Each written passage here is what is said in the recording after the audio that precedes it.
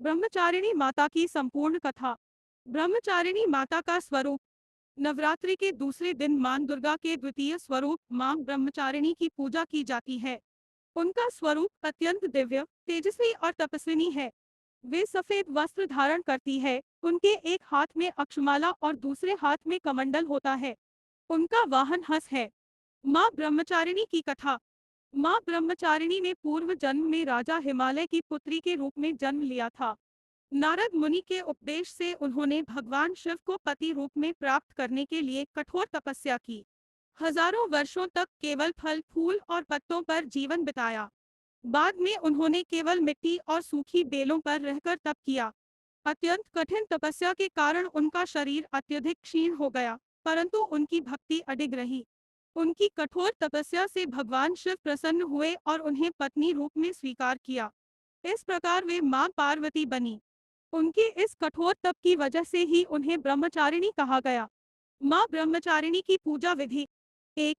प्रातः स्नान कर मां ब्रह्मचारिणी की प्रतिमा या चित्र को स्वच्छ स्थान पर रखें। 2. उन्हें सफेद पुष्प, अक्षत, रोली, चंदन अर्पित करें। 3. दूध, दही, शक्कर, शहद और घी से पंचामृत तैयार कर अर्पण करें। 4. दीप, धूप जलाकर मां की आरती करें। 5. उन्हें मिश्री, चीनी, फल आदि का भोग लगाएं। 6. ब्रह्मचारिणी माता का मंत्र या सप्तशती का पाठ करें। माँ ब्रह्मचारिणी का मंत्र। ध्यान मंत्र। वंदे वांछित लाभाय चंद्रार्थ शेखराम।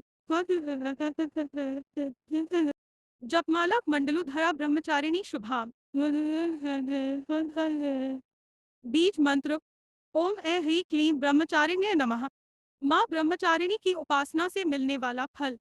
माँ ब्रह्मचारिणी की कृपा से साधक को धैर्य, संयम और आत्मविश्वास की प्राप्ति होती है।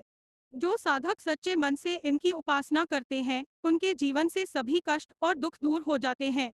विद्यार्थी और प्रतियोगी परीक्षाओं की तैयारी करने वाले लोग यदि इनकी पूजा करें, तो विद्या और बुद्धि का वरदान प्राप्त कर सकते हैं।